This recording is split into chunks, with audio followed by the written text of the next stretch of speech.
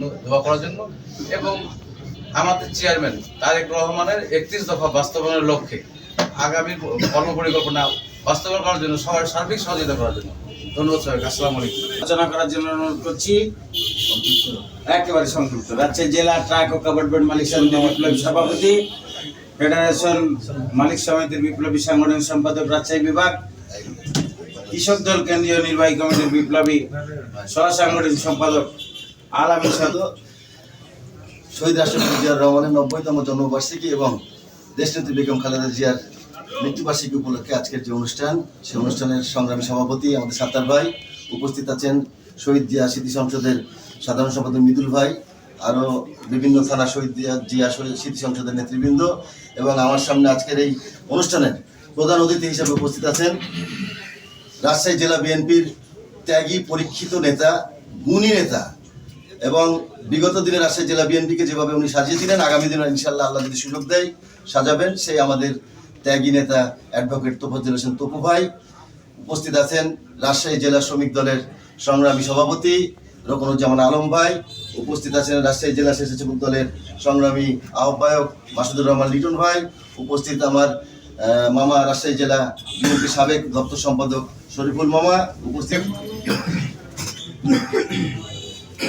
জিয়া স্মৃতি সংসদ রাজশাহী মহানগর কর্তৃক আয়োজিত আজকের এই 90তম জন্মবার্ষিকী পালন আমাদের মরহুম প্রেসিডেন্ট জিয়াউর রহমানের, সেই অনুষ্ঠানের সম্মানিত সভাপতি সাত্তার ভাই, সাধারণ সম্পাদক মৃদুল ভাই সহ উপস্থিত আমার এই অনুষ্ঠানের যিনি উপস্থিত হয়ে অনুষ্ঠানকে আলোকিত করেছেন, অলঙ্কৃত করেছেন এবং প্রাণবন্ত করেছেন আমাদের শ্রদ্ধেয় বড় ভাই, যিনি রাজশাহী জাতীয়তাবাদী ছাত্রদল থেকে যিনার যাত্রা শুরু, অনেকে জানেন কি জানেন না, রাজশাহী পলিটেকনিক ইনস্টিটিউটের উনি নির্বাচিত ভিপি ছিলেন, তারপরে জেলা জাতীয়তাবাদী ছাত্রদলের সাংগঠনিক সম্পাদক ছিলেন। তিনি দাঁড় করিয়েছেন যার অক্লান্ত মেধা এবং পরিশ্রমে স্বেচ্ছাসেবক দল এখন রাজশাহীর একটা অন্যতম ছাত্রদল যুব দলের চেয়েও একটা গতিশীল, আমার মনে হয় একটা ভালো সংগঠন, সেটা হচ্ছে স্বেচ্ছাসেবক দল। সেই দলের আহ্বায়ক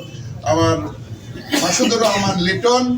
উপস্থিত আছে আমার শরীফুল সাবেক দপ্তর সম্পাদক, আমার জিল্লুর রহমান যুগ্ম আহ্বায়ক পটিয়া বিএনপির সহসভাপতি আবুল হোসেন কাজল, জিয়া মঞ্চের সাধারণ সম্পাদক সুজন সহ আমার মানা ভাই ট্রাকের সভাপতি সেক্রেটারি মধু ভাই।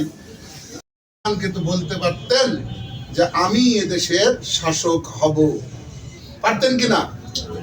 বিশ্বের বিভিন্ন দেশে ইতিহাস আছে, নজির আছে। কারণ শেখ মুজিবুর পলাতক ছিল, আওয়ামী লীগের বিভিন্ন নেতৃবৃন্দ পলাতক ছিল, দেশের যারা মাথাবর তারা পলাতক ছিল।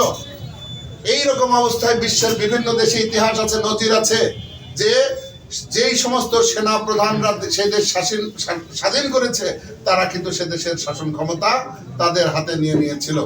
কিন্তু জিয়াউর রহমানের এই শাসন ক্ষমতা নেওয়ার মতো তার কোনো লোভ লালসা তার মধ্যে ছিল না। সে শেখ মুজিবকে নিয়ে এসে তার দেশের দায়িত্ব বুঝিয়ে দিয়ে সে কিন্তু আবার ব্যারাকে ফিরে গিয়েছিল। এর পরবর্তীতে দেখলাম শেখ মুজিবুর এই যুদ্ধ বিধ্বস্ত দেশকে সঠিক নেতৃত্বের দ্বারা গড়তে উনি পারেননি। সারা বাংলাদেশ চোর ডাকাত নসিব করে দেন আল্লাহ। আপনার তো অভাব নেই আল্লাহ। আপনি বলেছেন সবচেয়ে শেষ ব্যক্তিকে এই দুনিয়ার চেয়ে 10টা দুনিয়ার সমান আমি বেহেশত দান।